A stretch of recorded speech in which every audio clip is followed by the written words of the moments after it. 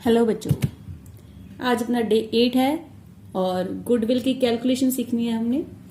देखो, पिछली वीडियो में हमने गुडविल का कंसेप्ट सीखा, तो जिसने भी वो पहली वीडियो नहीं देखी है प्लीज पहले गुडविल की पहली वीडियो देखना, फिर सेकंड पर आना।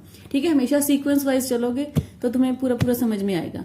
देखो, गुडविल का सबसे पहला मेथड आज हम करेंगे average profit method. Average profit method है क्या, उसमें सिर्फ हमें दो चीजें समझनी है। क्या, एक एवरेज कैसे निकालते हैं, एवरेज प्रॉफिट कैसे निकालते हैं, सेकंड इज गुडविल कैसे निकालते हैं। ठीक है, तो एवरेज कैसे निकालते हैं और ये क्यों लेते हैं, ऐसे क्यों करते हैं। देखो, एवरेज प्रॉफिट मेथड की एजम्पशन क्या है कि जो सी ने ए से बिजनेस खरीदा था, ये अपने को पिछले एग्जांपल में हमने किया था कि सी ने ए का चला चलाया बिजनेस खरीद लिया और उसके बदले में उसने गुडविल के कुछ पैसे दिए हैं। ठीक है, तो सी गुडविल के क्यों पैसे दे रहा है, क्योंकि सी क्या कहता है कि मुझे तो चला चलाया बिजनेस मिल गया, अब मैं क्या करूंगा, वहां पर जाके मैंने बैठना ही है उस बिजनेस में और मुझे उतना ही प्रॉफिट होता रहेगा जितना ए को हो रहा था। पिछले 4-5 साल की एवरेज वो निकाल लेंगे और एवरेज का वो सोच रहा है कि एवरेज जितना प्रॉफिट ए कमा रहा था उतना ही मुझे कमाया जाएगा और ए बताएगा उसे कि 2-3 साल तो तुझे और कुछ मेहनत करने की जरूरत नहीं है, मैंने बहुत मेहनत की हुई है। तो वही मेहनत क्या है, वो गुडविल है। ठीक है, उतने ही पैसे सी ने गुडविल के देने हैं जितने की पिछले सालों के प्रॉफिट वो कमा रहा था और कितने साल आगे जाकर अभी प्रॉफिट वही वाले प्रॉफिट वो कमा सकता है बिना किसी एक्स्ट्रा एफर्ट की। ठीक है, तो अब ये करते कैसे हैं। देखो, सबसे पहले मैंने आपको बोला हम एवरेज प्रॉफिट कैलकुलेट करना सीखेंगे। एवरेज प्रॉफिट से पहले हमें प्रॉफिट कैलकुलेट करना आना चाहिए। देखो, प्रॉफिट जो होता है वो नेट प्रॉफिट होता है। नेट प्रॉफिट कौन सा, जो प्रॉफिट एंड लॉस अकाउंट से आता है, नेट प्रॉफिट वही वाला प्रॉफिट। बट ये कौन सा होना चाहिए, ये net profit average future maintainable profit कहते हैं इसे, फ्यूचर मेंटेनेबल प्रॉफिट कहते हैं। क्यों कहते हैं इसको एवरेज फ्यूचर मेंटेनेबल प्रॉफिट, क्योंकि ये जो प्रॉफिट है फ्यूचर में मिलना चाहिए। हमने क्या बोला है कि जो सी है उसको कौन सा प्रॉफिट मिलेगा, जो पिछले सालों की एवरेज होगी। तो पिछले सालों की एवरेज क्या हमें ट्रेंड बताती है, कितना इतना प्रॉफिट कमा रहा था।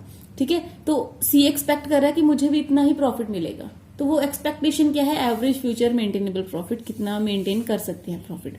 तो हमें जो भी नेट प्रॉफिट दे रखा होगा क्वेश्चन में, उसमें हम क्या करेंगे, कोई भी टाइप का एबनॉर्मल लॉस है। देखो, एबनॉर्मल लॉस जरूरी नहीं है हर साल ही होता रहो, कई बार ही हो गया।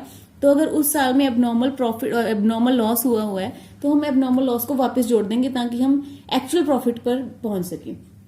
ऐसी कोई हमने एसेट सेल की थी, उसका लॉस है, वो ऐड कर देंगे।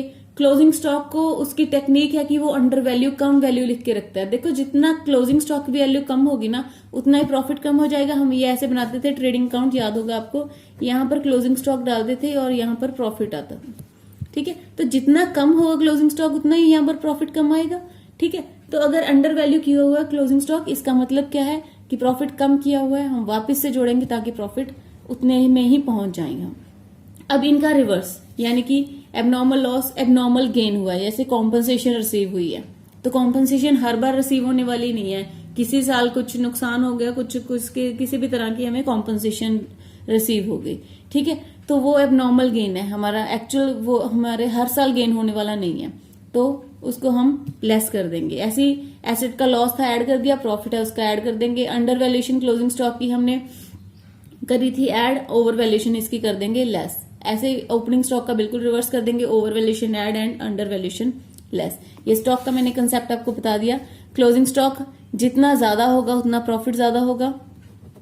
ठीक है, ओपनिंग स्टॉक जितना ज्यादा होगा उतना ही प्रॉफिट कम होगा।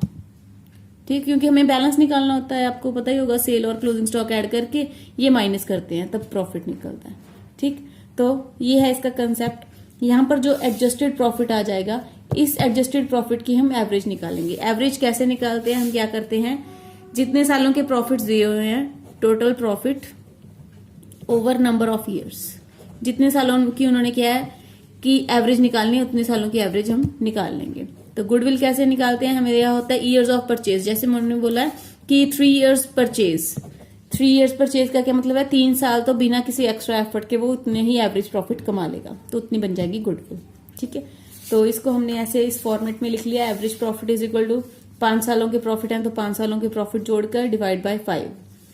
ये मान लो x आ गया, तो गुडविल की आएगी 2 इयर्स परचेज बोला गया तो 2 इंटू एक्स यानी कि 2x। एक एग्जाम्पल सॉल्व करते हैं, इसे समझ में आ जाएगा हमें। Calculate the goodwill. प्रॉफिट्स हमें बता रखे हैं, प्रॉफिट्स इतने इतने हैं, तो हम लोग अब इसकी एवरेज निकाल लेंगे। तो एवरेज प्रॉफिट, देखो पेपर में कोई भी शॉर्ट फॉर्म मत यूज करके आना। यहाँ पर क्वेश्चंस में मैं कई बार शॉर्ट फॉर्म यूज कर लेती हूँ, मैं सोचती हूँ कि मतलब क्या है कि ज्यादा वीडियो लंबी हो जाती है, इसलिए शॉर्ट फॉर्म यूज कर लेते हैं। देखो इसमें क्या है, अब हमने ये प्रॉफिट दिए हुए थे 15, 16, 18, 19 और 2017 का लॉस था, तो लॉस जहां भी आएगा वो माइनस कर देना है, ठीक है। डिवाइड बाय, देखो कितने हो गए, 1, 2, 3, 4, 5, तो 5 ईयर्स से डिवाइड कर देना है, ये आ गया 30,000। तो गुडविल उन्होंने दी हुई है, देखो मैंने फिर शॉर्ट फॉर्म यूज कर ली, तो आप पूरी गुडविल लिखोगे 2 years purchase. 2 years purchase means 2 into, देखो इस लाइन से हमें पता लगेगा कौन सा मेथड लगा रहे हैं हम। 2 years purchase of average profits, average profit यानी दिस वन 30,000, तो ये आ गया अपना 60,000, ठीक है। बिल्कुल सिंपल था, कुछ दिक्कत नहीं थी। अभी इसमें थोड़ी सी एडजस्टमेंट लेकर आ रहे हैं, एबनॉर्मल प्रॉफिट एबनॉर्मल लॉस वाली। देखो इसमें क्या है, इस क्वेश्चन में क्या है अभी कि ये दिया हुआ goodwill on the basis of 2 years purchase of average adjusted profits of the last 3 years. यहाँ पे हमें दे रखा है प्रॉफिट दे रखा है, साथ में लिखा है एबनॉर्मल लॉस है इसमें, तो एबनॉर्मल लॉस होगा तो जोड़ देंगे, एबनॉर्मल गेन होगा तो माइनस कर देंगे। 50,000 एबनॉर्मल गेन है, 15,000, 45,000।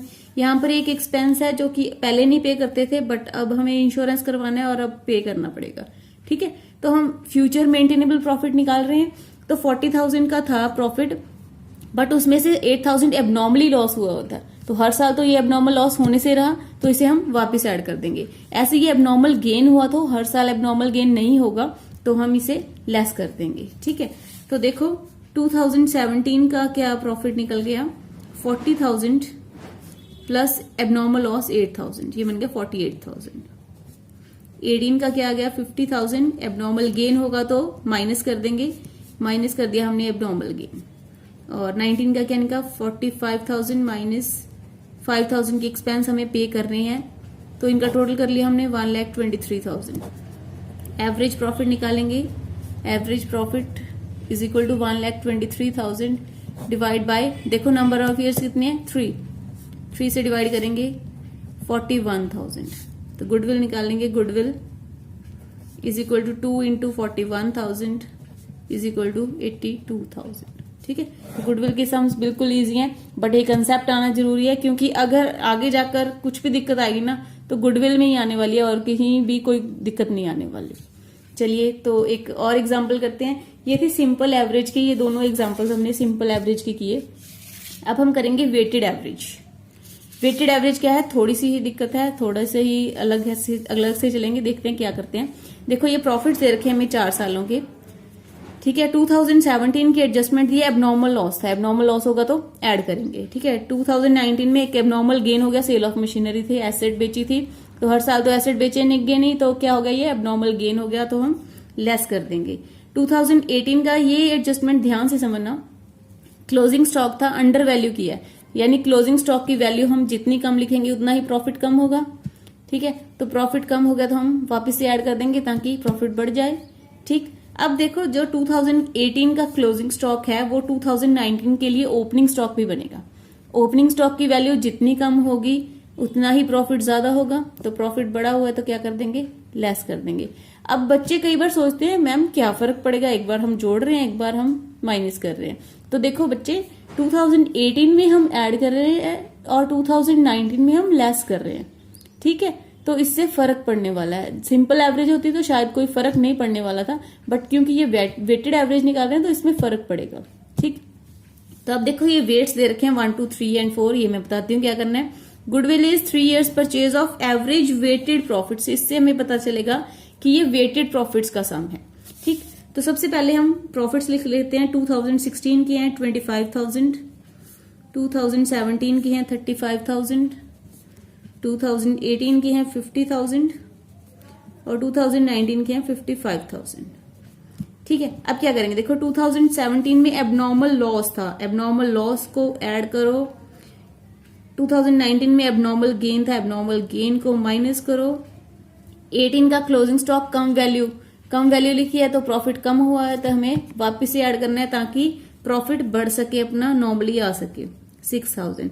अब मैंने क्या बोला, 2018 का क्लोजिंग स्टॉक 2019 के लिए ओपनिंग स्टॉक होगा।